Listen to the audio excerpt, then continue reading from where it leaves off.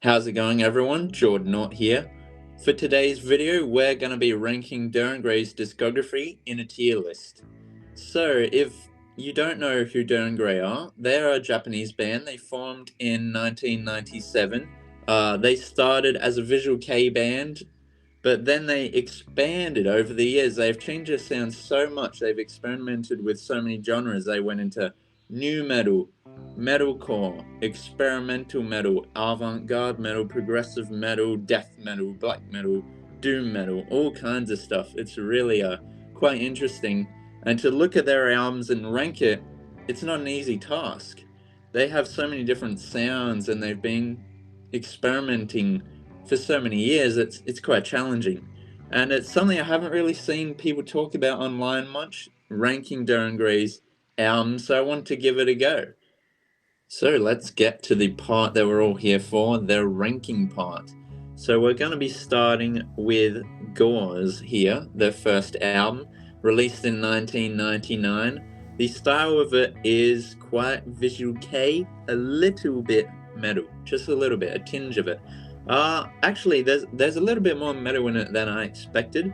To be honest, before I got into Dir En Grey, and let's backtrack a little bit, I'm quite a new fan to Dir En Grey. I only started listening to them last year. My wife really likes them. It's one of her favorite metal bands, and so I wanted to give them a go. I'd listened to them before, and I just didn't really like them. I couldn't get into them. It was just a bit too outside of what I listen to, I guess. I like kind of atmospheric black metal and progressive death metal and these kind of things, which they are progressive death metal, but more like the Swedish kind. They have a totally different take on it. So when I listened to them last year, and I listened to them quite a lot, I started with the first one, Gauze. So this album was released in 1999, like I said, visual kei album. It's a lot more pop, and I would say it's their most pop album, and it sounds quite different to any other albums they have released since then. It's a very pop sounding, and it's super catchy. And that's something I actually quite like about the album, is how catchy it is. There's 3 songs on the album that I like quite a bit. One of them is Yo Khan. It's just kind of, it's more of a pop song, to be honest, but it's just so catchy. It's so hooky, and it's gonna get stuck in your head. The other one is Cage, which is a song I really like. The bass line is crazy, and it's actually a really fast song. Like, the bass is just going wild, and their bassist is awesome. He's killer. But my favorite song on the album is Okuro no Oka. This is a near 10-minute long song at 9 minutes 42 seconds exactly, and it's just epic. But it's actually kind of like a ballad. It's a kind of like a Freebird or Stairway to Heaven type of song. It builds, and it's a beautiful track. I really like it. It's one of the Dir En Grey songs that I go back to regularly, and it is one of my favorites. Like I said, I like this album more than I expected to, but with all the praise, I'm still going to be putting it at C tier. Surprising.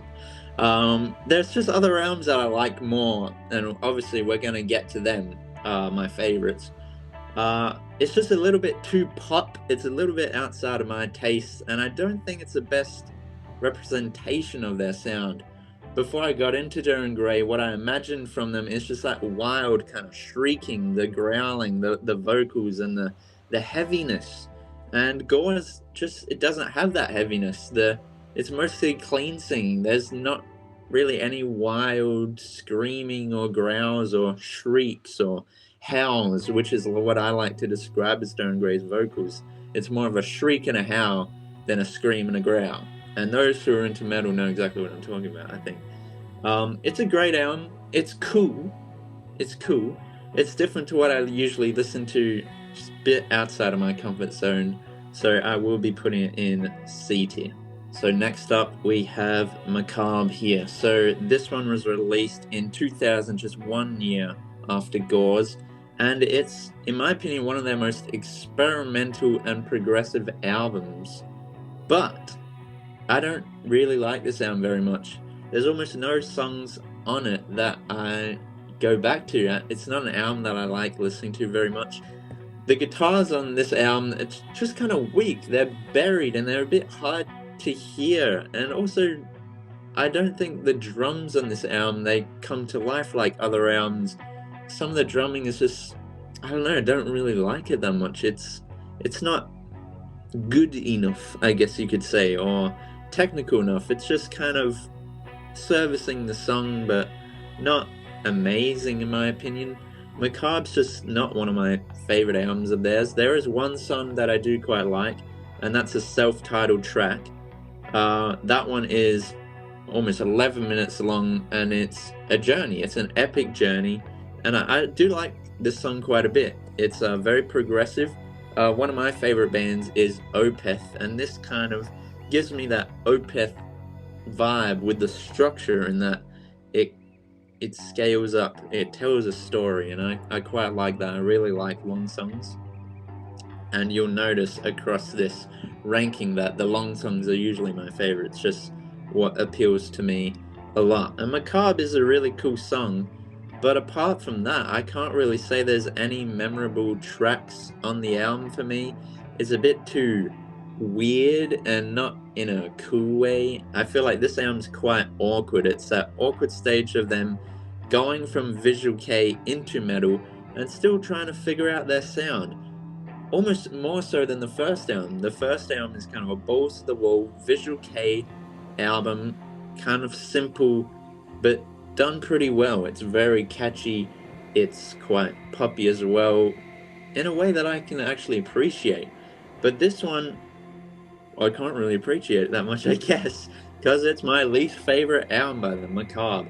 I just can't really get into it. Again, the self-titled track is good, but there's even some parts in that song that I don't really care for that much, and so those are the reasons why it's my least favorite of any of their albums, unfortunately. That had to be one. Next up, we have Kisou, or Kisou, however you want to say it. This album was released in 2002, and it continues the trajectory of Macabre, but in my opinion, done much better. There's actually a lot of fans of Dir En Grey that put this pretty high. For me, it's a little bit lower. This is quite an experimental album as well, but it's got a little bit of metal and a little bit of softness to it as well. Some of the songs on here are actually some of the softest they've ever made, even considering their first album, which was just a Visual K album. This one's more metal, but it still has a lot of soft tracks. There's actually quite a few songs on the album that I like. My personal favorite is Undecided. It's this beautiful acoustic track, and I just love the chords that they went with for this song. It's quite beautiful. Embryo is a great one. The bass line is awesome. Doom, doom, doom, doom. That's my little acapella bass line for you. That's an awesome track as well. Bottom of the Death Valley has this great chorus with screams. We start to hear a little bit more screaming from Dir En Grey. Still not quite as much as other albums, particularly the next album is when they really got into their sound, in my opinion. This album is just it's a well-written album. It's hard to fault, but there is one thing I dislike. It's something I mentioned before, is the guitar tone. On all three of these first three albums, the guitar tone is just not rich enough. It's not full enough. I feel like the bass and the drums and the vocals, everything is kind of on top of the guitars, and at times the guitars can be hard to hear a little bit. You have to listen to the album a few times and kind of get your ear closer and like, what are they playing? And that can be a little bit annoying, which is unfortunate, to be honest. If the album was remastered, it'd probably be higher, but for now I'm putting it in C tier. I actually like it a little bit more than Gauze. I think it's better written. It's a more interesting album than Gauze. It's more experimental. They're bringing those metal elements more, and it's quite progressive as well. It's a good album. It's a good album, well written, but those guitar tones, they're kind of tinny and buried in the mix, hard to hear. If the album was remastered, it might be higher, and I would love a remaster of Kisou. I think that would be awesome. But for now, not super high up. Next album we have Vulgar. This one's a very interesting album. This one was released in 2003, and the sound of the band here just completely and utterly changed, basically. They went for more of a nu metal approach, a little bit of industrial, a little bit of gothic, but this is a straight up metal album, and it is very heavy. It is so different to their first 3 albums. It almost sounds like another band. The vocals here are wild. The shrieking and howling that I was talking about earlier, this is the album where that comes into fruition. The screams here are crazy. I mean, just check out Obscure. That song is wild. It's awesome. It's only 4 minutes long, and it's just such a journey. Like, there's so many aspects to this song. It ebbs and flows. It goes through different styles, and the music video, if you can stomach it, is crazy. It's pretty gnarly. That is my favorite song in the album. It's probably, honestly, my favorite song they've ever made. It's a song I listen to quite a bit. I love it. The vocals and the riffs, like dun, dun, dun, dun. Audience Killer Loop is another one I like. The opening track, I really love the kind of tremolo picked melodies in that song. I think it's actually quite beautiful. The other 3 songs I like quite a bit on the album are Kasumi, Drain Away, and Seju no Yuta. These 3 songs, they feel a little bit similar to me, and they're a little bit softer. I actually tend to kind of gravitate towards not only their longer songs, but their kind of more beautiful songs, I guess. A lot of the songs that are just kind of aggressive, heavy riffs, they don't always interest me, even though I am a metalhead, and that's what I love. That's my bread and butter.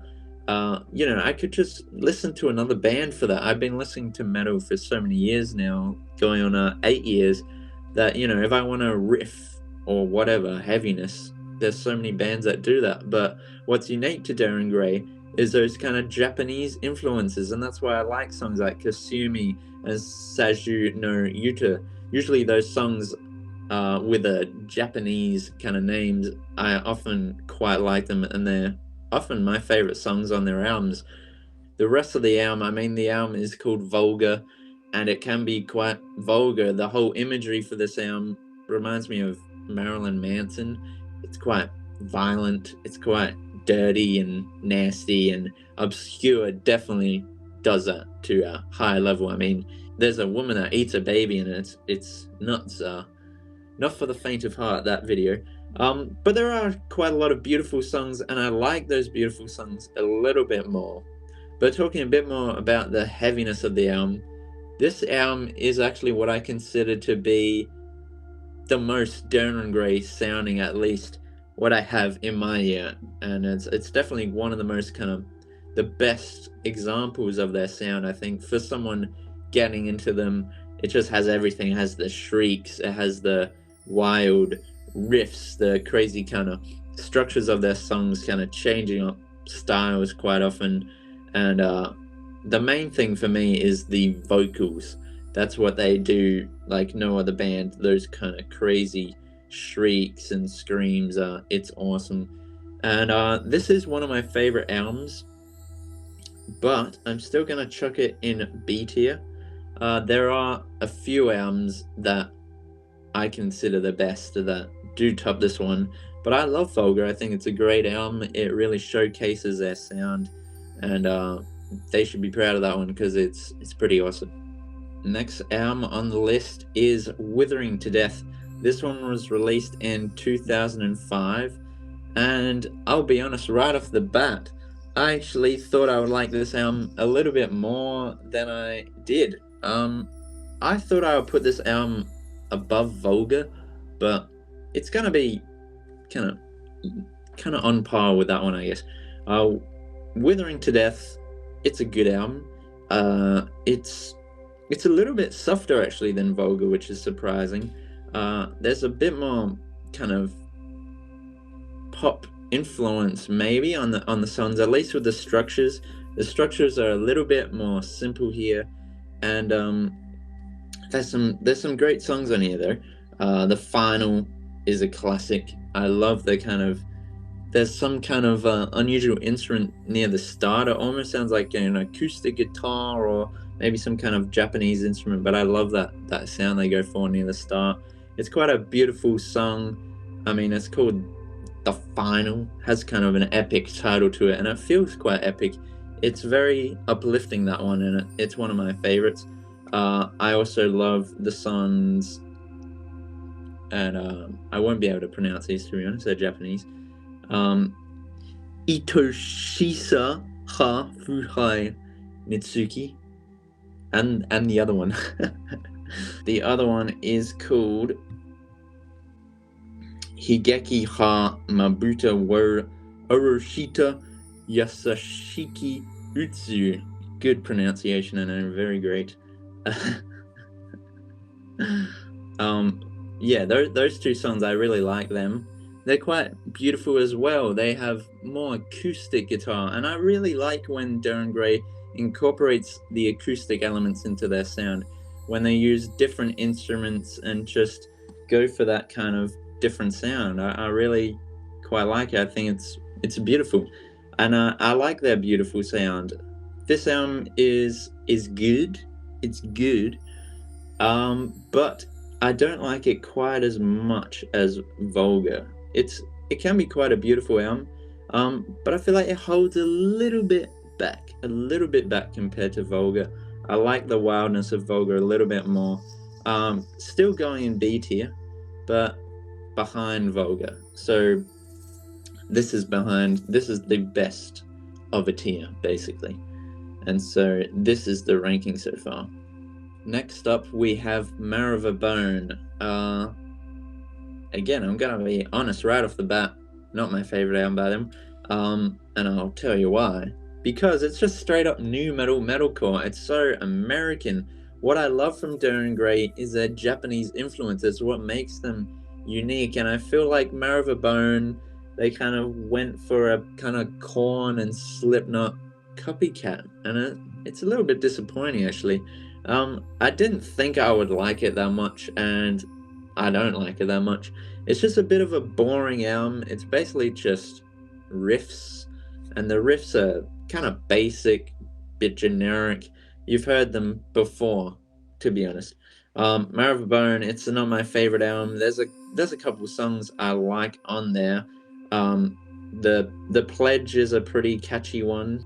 I don't go back to songs from this album that much, but there is one song on the album that I do go back to. Another long Japanese title. I have no idea how to pronounce it, but I'll give it a go.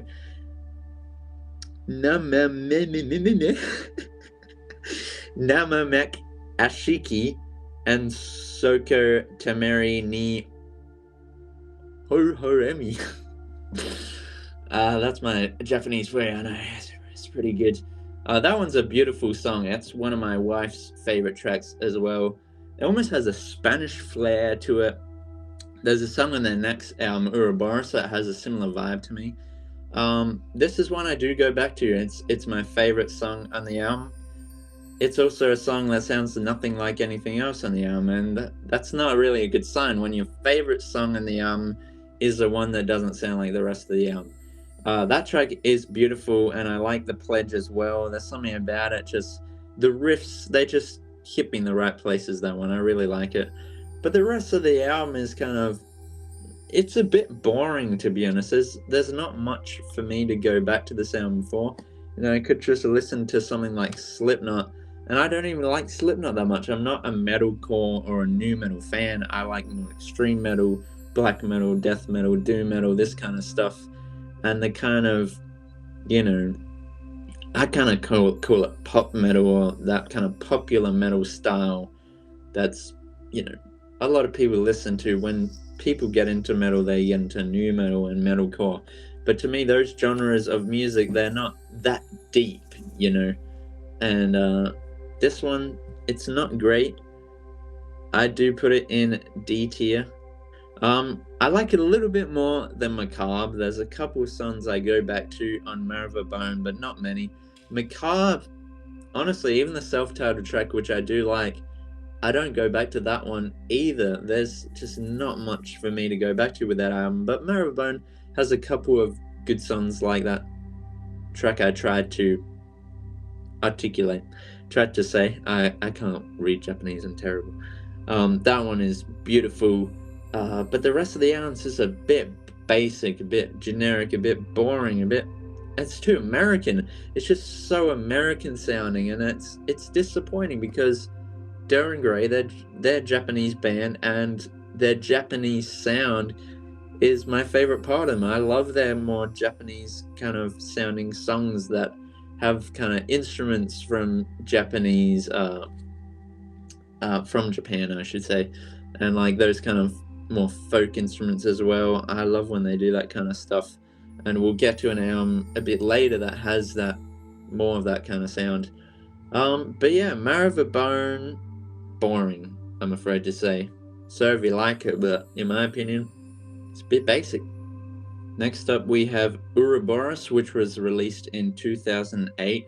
This is a real classic album for the band. I think it's an album cover that I think a lot of people that don't even listen to Dir En Grey, you just kind of see this album cover around a bit. And this is the first album I ever listened to them. At the time, it didn't hook me that much as the band does now. I listened to it back in high school, and I got into it because I saw that they won this kind of this Loudwire voting competition for fans. It was called the Extreme Metal Olympics, and Dir En Grey won. They came first, and it made me really intrigued because they beat like Death and Opeth and Cannibal Corpse and all these very acclaimed bands, and I was like, wow, like I was very interested. At the time I listened to them and I couldn't get into them, but now it's a different story. Uroboros is a big change in sound for them, and this album comes from my favorite era of the band. They're really experimenting a lot in this era and getting a bit more progressive. The last 3 albums are all very new metalcore, very American sounding, very influenced by Korn and Slipknot, quite obviously I'd say. But Uroboros is different. The influences are a bit more kind of hard to pinpoint, and it just sounds like them, I would say. It's not really that clear of who their influences are for this album, and I think it's a great album, and it's really cool. I will say though, I don't like it as much as I thought I would. I thought this would be my favorite album, but it's actually not my favorite album. We'll get to that in a second. And the reason for that is a lot of the songs are just a little bit too short for me. They kind of start and end really fast, and I found myself really kind of hoping and wishing for a longer track. Because the album starts with Venushka. That is the second song on the album after a kind of like ambient-ish kind of intro track. Venushka is probably my favorite song of the album, one of my favorite songs by the band. This album is more kind of like progressive death metal sounding. It kind of abandons that metalcore and new metal sound, goes more into prog death metal approach, which I love. That is my bread and butter, basically. It's one of the styles of music that I like the most. And Venushka is the best example of that. It's about 9.5 minutes long, and it's an awesome song, such a journey, has acoustic guitars, has great drumming, and this is where the drums from Shinya really come into play. We've heard some amazing vocals, but the drums have always been, pretty good, I would say. The last 3 albums are a little bit better than the first 3, but still a little bit maybe simple, a little bit kind of on the basic or ordinary side. And this album is where they went whoosh, like really skyrocketed. And I think his drums on this album are wicked. They're awesome. My second favorite track on the album is called Where Yami Tote, I think it's called. That is a beautiful song. Again, that's the one that reminds me of the Marrow of a Bone track that I couldn't pronounce it for the life of me. It's more acoustic, and it's the second longest song on the album. It's 7 minutes long. And this and Venushka, I kind of wish the whole album was a bit more like this, went more in that kind of long song direction, because it's what I love. Because a lot of the songs on here, they're a little bit too short. They're like 3 or 4 minutes long, and I found myself really kind of wishing for a longer song. Those 2 songs are my favorite. The tracks on the album is almost kind of mixed differently. Like there's some songs that are quite reverberated, they have the reverb quite high, and there's others that are just very dry and very heavy, that are short and punchy, which is, you know, riffs basically. And that's kind of interesting. It feels like the band, they just put anything they wanted into this album, which I respect. It's almost kind of experimental in that way, because there's so many different styles on this album. You know, there's some really proggy tracks here. There's some beautiful songs. For the ranking, I'd have to put it at A. Not an S tier. I know that's kind of surprising for most. A lot of people love this album, and it is one of my favorites by the band. I think it really pushed the band in the right direction, at least for my taste. And it's a very respected album, and I can see why. I mean, it's awesome. It's great. Next up, we have Dum Spiro Spero, and this is my personal favorite album by the band, so you can probably imagine where it's going to go. This album carries on the style of Uroboros. It's that kind of progressive death metal, but this album takes it to a whole new level. It's honestly got a bit of a spiritual atmosphere to it, a little bit kind of Buddhist spirituality to it. I mean, the album cover is that kind of bamboo forest with what I believe is a Buddha statue in the middle. And it's funny because it's such a heavy album. It's brutal. I mean, it almost reminds me of Decapitated, if you've ever heard of that band. It's quite technical death metal. The drumming on here is ferocious. You know, it's brutal, it's fast, it's super technical. I mean, the drums in the album are just changing all the time, like, and it's awesome. Like, there's so many fast fills, and the drumming on this album is my personal favorite as well. I mean, everything about this album is just kind of awesome, to be honest. The album is a real journey, and it's the only album I can say by the band that I pretty much almost love every song on the album. And to be honest, this album is just an album that I like to return to. I think it's an awesome album, and I love how it can simultaneously blend together like brutal, technical death metal with such a spiritual and meditative sound all at the same time. The best song that represents this to me is the closing song, Routen No 2, I believe it's pronounced. I'm not too sure. But that one, it has these kind of very chant-like vocals during this bridge section, and it's over the top of these super heavy kind of guitars and drumming, and it's such a unique contrast, and it's something this album does a lot, and I love it. Blossoming Beelzebub is another one I love. Of course, it's a long song, and this one's just like doom metal. It's death doom, which is also one of my favorite genres. It's just so heavy and slow and awesome. Different Sense is a great track as well.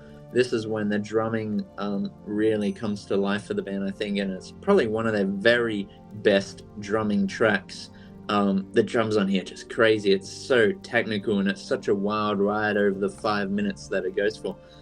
Some other great tracks on the album are Lotus as well, and the third to last song. These tracks are awesome, a bit in that vibe of Different Sense, kind of a shorter, more death metal tracks, but they make them catchy in a weird way. It's so interesting, and I love that. I really love heavy albums with great hooks and melody, and that's something this album does so well. Even those brutal death metal songs, they're so catchy at the same time. And the atmosphere as well. This album has such a strong atmosphere, and I love atmospheric music so much. It's probably my favorite thing in music, and something I go back to music for, is the atmosphere, getting transported somewhere, just filling the room with the sound, and that's something this album does absolutely. The last song I wanted to speak about was Diabolos. This is actually the longest song on the album, at almost 10 minutes long, and it's basically this album's version of Vinushka. I mean, it's an epic track, very lengthy, and just done really awesomely. Those two tracks, Vinushka and Diabolus, kind of, they go really well together, actually. And they're two tracks that I absolutely love. I love their longer songs. It's almost an album that I go back to listen to from start to finish, rather than just listen to a song from, or a couple songs from, like other albums. I love this album so much. It's actually it might be one of my favorite death metal albums, to be honest. It's just so interesting and so different, and has such a strong sound, you know? It has such a strong identity to it, which I love. And it's absolutely, for 100%, going on S tier. I mean, it's their best album in my opinion. And if I have to be totally honest, I don't think anything comes close to Dum Spiro Spero. It's by far my favorite. I mean, the atmosphere, the progressive death metal sound, and the doominess, and it's everything about it is awesome, and I love it. Next album on the list is Arche. Speaking of atmosphere, I mean, this album is probably the most atmospheric album they've ever made. Even the album cover itself, it pulls you in. This album, I did think I would like it a little bit more, but there's one thing that really holds this album back, and it's the way the tracks are ordered. I feel like they put a lot of kind of average-ish songs all at the start of the album, and then they have a couple of amazing songs in a row, and then a couple of average songs, and a couple of amazing songs, and then they finish the album off with two kind of weakish short songs right after this super long epic finale finishing songs. It almost makes the last two tracks in the album feel like bonus tracks, but they're not. It's really bizarre. But there are a lot of things I like about this album. I've actually done a rearrangement of the track listing, and I'll link that in this video. I think it works way better. Just spreading out those kind of atmospheric, pretty songs with the heavy tracks and spacing everything out a bit more.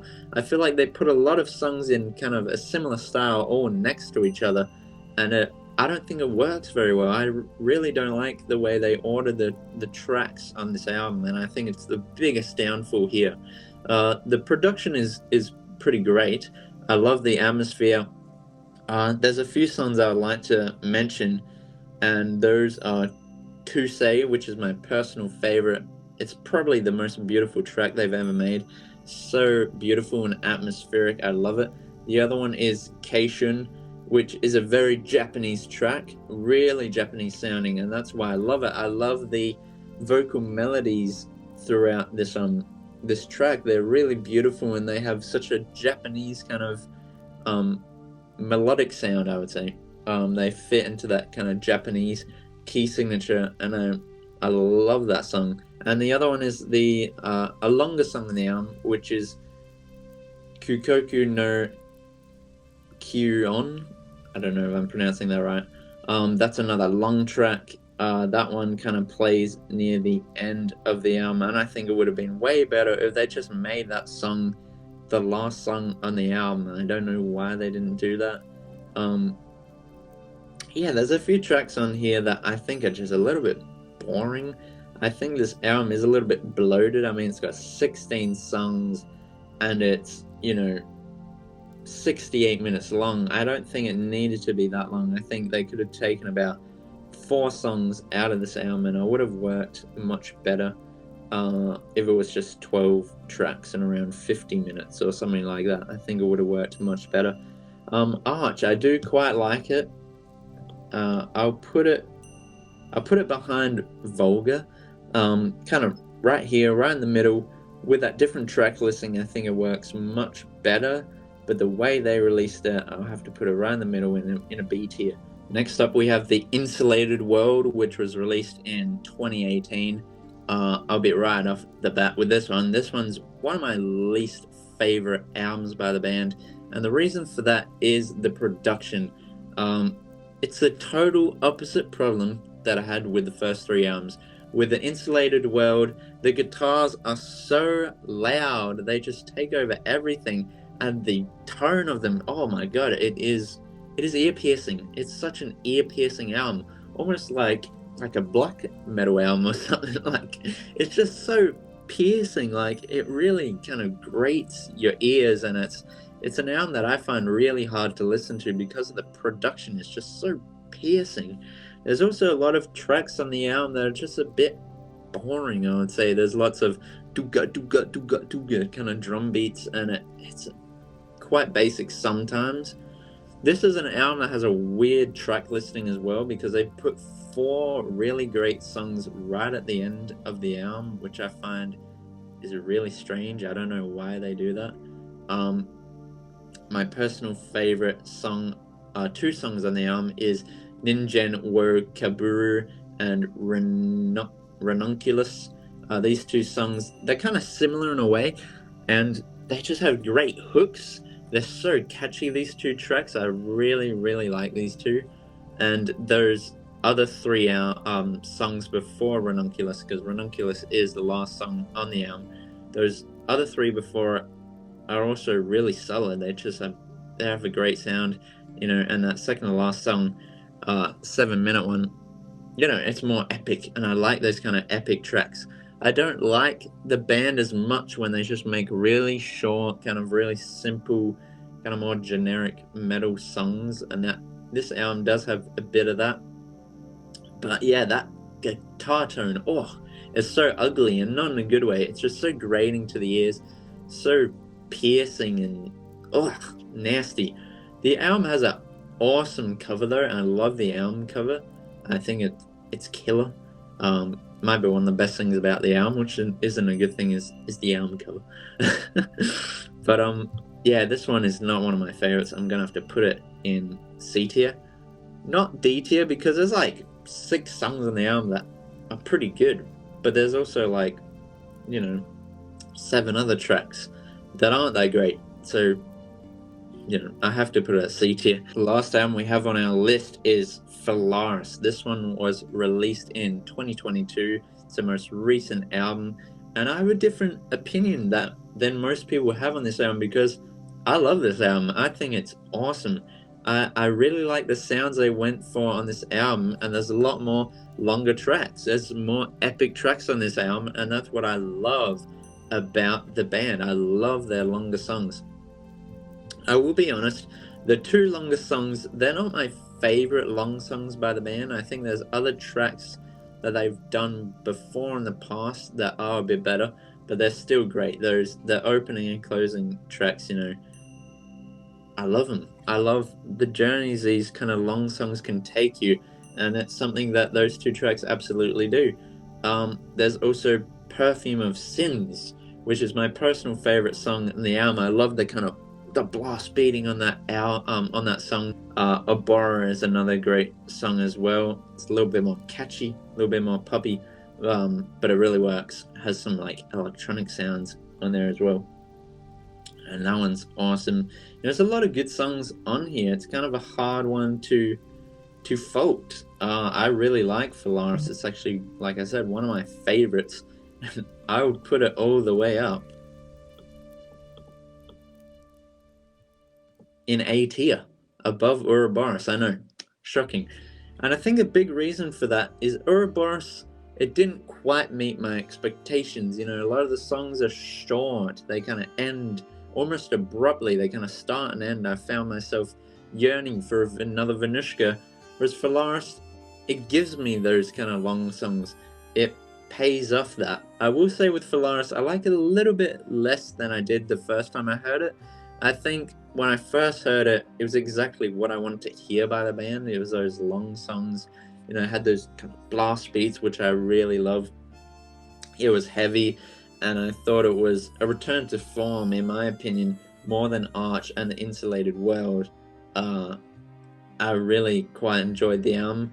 I will say now, there's a couple things I don't love about this album, even though it is my second favorite album by them, and it's that the songs are a little bit disconnected from each other. But like, there's some people that say, the production, they don't like the production, they say the production's bad. I have no problems with the production here. I think the production's great, actually. Way better than the Insulated World. If you want to talk about bad production, listen to this bad boy right here, because the production there is, it's almost shockingly bad. Like the guitars, it's just so, they sound so terrible. Whereas Phalaris, it doesn't have any of those problems. Maybe it's not as full sounding as Dum Spiro Spero. Maybe it doesn't have the atmosphere of Arche. But what it does have, and most importantly, is just good songs. I would say the things I love the most about Dir En Grey, I love their long, epic songs that take you on a journey. I love their beautiful tracks with a lot of atmosphere and with kind of acoustic guitar and maybe some kind of Japanese instruments as well. I love those songs, which is funny because they are a metal band, but I find myself coming to them more for those beautiful atmospheric songs, because I love beautiful atmospheric music. The things I love most in music are like beauty, atmosphere, emotion, and heaviness. Again, when Dir En Grey delivers those, oh, it's awesome, and I really like it. And so, yeah, that one goes all the way up in A tier. It is my second favorite album by the band, and it made me quite excited to see what they'll do next. I really hope they can go back into this, because, you know, Phalaris is their newest album, and my two favorite albums are both right next to each other, Dum Spiro Spero and Uroboros, both released within a couple years of each other. If they could go back to this sound, oh my god, that would be awesome. You know, the Insulated World made me worried, Phalaris made me excited, so it could go either way. We'll have to wait and see. I'd like to close off the video by saying, Dir En Grey, they're not my favorite band ever. You know, maybe I didn't praise them as much as, you know, massive fans of the band would.